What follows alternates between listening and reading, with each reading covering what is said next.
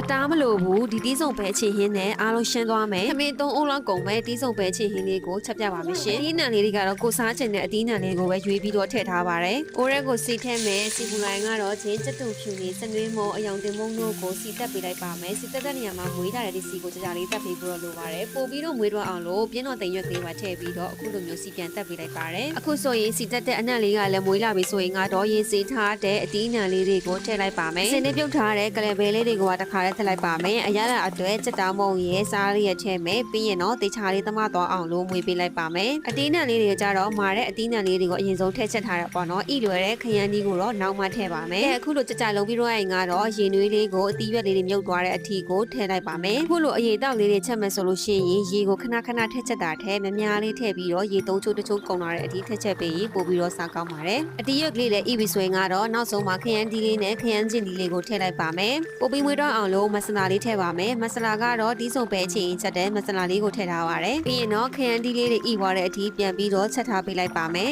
အရသာလေးမြည်ကြည့်တော့စားလေးနည်းနည်းပေါ်နေရနဲ့စားလေးနည်းနည်းထည့်လိုက်ပါတယ်နောက်ဆုံးမှာအချင်းအတွက်မကြီးမရည်လေးကိုထည့်လိုက်ပါတယ်ပို့ပြီးမွေးတော့အောင်လို့နည်းနည်းမေးလေးပါထည့်လိုက်ပါတယ်ဒါဆိုရင်ကတော့ထမင်းအစားလို့အရန်ကိုမမေးစီတဲ့တီးစုံပဲအချင်းဟင်းလေးရပြီပေါ့နော်အခုလိုတီးစုံပဲအချင်းဟင်းလေးနဲ့ငါ6ကြော်လေးနဲ့တာဆိုလို့ရှိရင်ထမင်း3ပကံပြေးမလို့ဘူးနော်အကြောင်းမလို့ကိုယ်ရင်သားတွေကိုထမင်းမိတ်အောင်ချက်ကျွေးခြင်းနဲ့ဆိုလို့ရှိရင်ကတော့အခုလိုတီးစုံပဲအချင်းဟင်းလေးတာချက်ကျွေးလိုက်ပါရှင်